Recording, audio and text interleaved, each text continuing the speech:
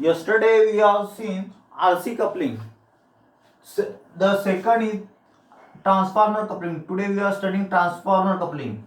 In RC coupling, RC resistance and capacitor are used to couple the from first stage to second stage. In the transformer coupling, we use transformer for coupling first stage to second stage. Transformer coupling is also popular like RC coupling. In radio receivers, transformer coupling is always used. In radio receivers, transformer coupling is always used. In these IF amplifiers, for connecting the one IF amplifier to second IF amplifier of radio receiver. Radio receiver के first IF amplifier से second IF amplifier connect करने के लिए transformer coupling use किया जाता है radio receivers में. ठीक है. Transformer coupling serves the three important purposes. Transformer coupling is used serves for three important these purposes. Means three important tasks is performing. Which task is that performing? First, output impedance of one stage matching with input impedance of next stage. Means output impedance of one stage matching with input impedance of next stage. Here we can see output impedance है, output impedance से input impedance match होता है. And second, it provides the isolation from one stage to next stage. It provides isolation from one stage to next stage because there is no direct connection between primary and secondary winding of transformer. It means here we can see in this figure you can see primary and secondary के बीच में connection नहीं रहता transformer के. जो transformer रहता उसका primary और secondary अलग अलग रहता है. वो खाली पास रहता है और उससे इलेक्ट्रोमैग्नेटिज्म से वो वर्क करता है. वो डायरेक्ट कनेक्शन नहीं रहता प्राइमरी और सेकेंडरी के बीच में ट्रांसफार्मर के. ट्रांसफार्मर का प्राइमरी रहता है एक इस पे उसकी जो वाउंड किया जाता है. मैं उसको बताता हूँ आपको. ये पहले देखो यहाँ पे है R1 ये R2 ये रेजिस्टेंस है. कॉमन इमीटर है. यहाँ पे देखो ये एरो है मींस ये एनपीएन है. एनपीएन टाइप ये R1 है ये R2 है बेस रेजिस्टेंस है R1 R2. यहाँ पे एक कैपेसिटर है और यहाँ पे सिग्नल है एसी सिग्नल दे रहे हैं. यहाँ पे दे रहे बेस को दे रहे हैं. यहाँ पे कलेक्टर को ट्रांसफार्मर कपल किया है. Coupling transformers, we can say coupling transformer is here. In this coupling transformer, this is primary winding. This primary winding is connected to the primary of transformer.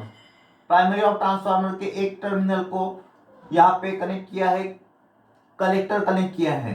और ये दूसरा ये देखो ये जो और ये उसका जो टर्मिनल है वो दिया है VCC को. उसका दूसरा टर्मिनल है प्राइमरी वाइंडिंग का जो दूसरा टर्मिनल है वो दिया है VCC को. जैसे P1 P2 है. ये P1 ये सपोज P2 है. ठीक है. ये एक ट्रांसफार्मर से सेकेंडरी है S1 और S2. सेकेंडरी दिया है. सेकेंडरी का जो S1 है वो दिया है R1 और R2 के बीच में. इसके बेस है. बेस के रजिस्टर है R1 R2 उसको दिया है उसका सेकंड का एक टर्मिनल. सेकंड का दूसरा टर्मिनल दिया है बेस को. दूसरे ट्रांजिस्टर दूसरा स्टेज है ये सेकंड स्टेज है. इस सेकंड स्टेज के बेस को ये दिया हुआ है. ठीक है. और यहाँ पे इमीटर रेजिस्टेंस आ रही है capacitor C parallel with this R. This C is there parallel with R. There is C is there. Okay. Now you can see here in second. यहाँ पे सेकंड स्टेज में ये R1 R2 है base resistance. यहाँ पे NPN transistor है. यहाँ पे इसके कलेक्टर को कनेक्ट किया और इसका प्राइमरी का एक टर्मिनल कनेक्ट किया. प्राइमरी का दूसरा टर्मिनल है वो VCC को कनेक्ट है. सेम है VCC को कनेक्ट है. ये टर्मिनल ये और ये VCC को कनेक्ट है. और ये जो और ट्रांसफार्मर का सेकंडरी है वहाँ पे वो आउटपुट लेंगे. S1 और S2 के आउटपुट मिलेंगे. उसका आउटपुट लेंगे. ठीक है. सर्किट का आउटपुट लेंगे. ठीक है.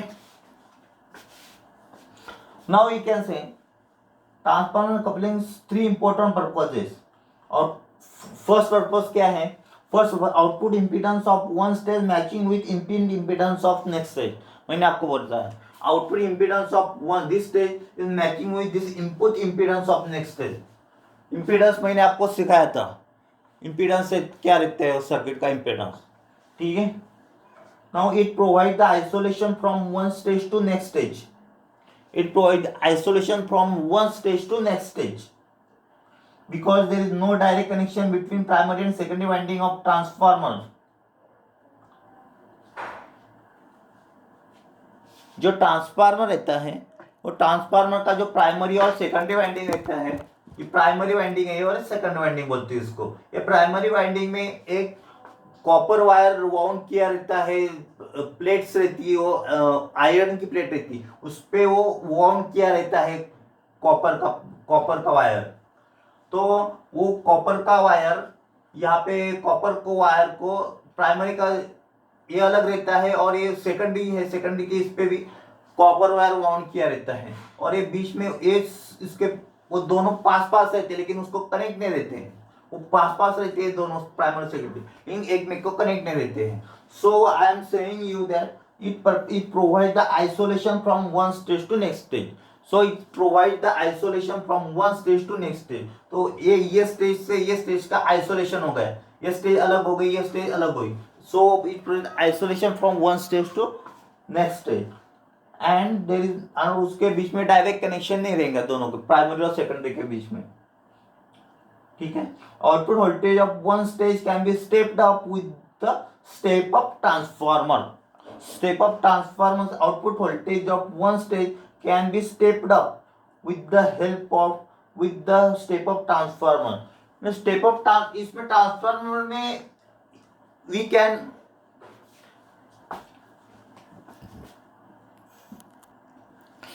can do with the जब ये ट्रांसफार्मर का जो इनपुट वोल्टेज है वो इनपुट वोल्टेज और आउटपुट वोल्टेज अलग अलग भी हो सकता है।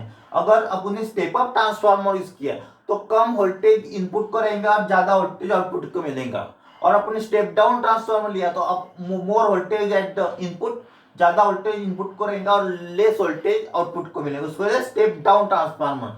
स्टेप अप ट्रांसफार्मर में यहाँ पे less voltage we are giving, means we are giving suppose 230 volts. Suppose we are giving it 230 volts and we are getting यहाँ पे 440 volt. Means it is stepped up transformer. ठीक है, वैसे ही step down transformer no. Step down transformer if we are given 230 volt and we are getting here 100 volt, it is also called as step down transformer. ठीक है।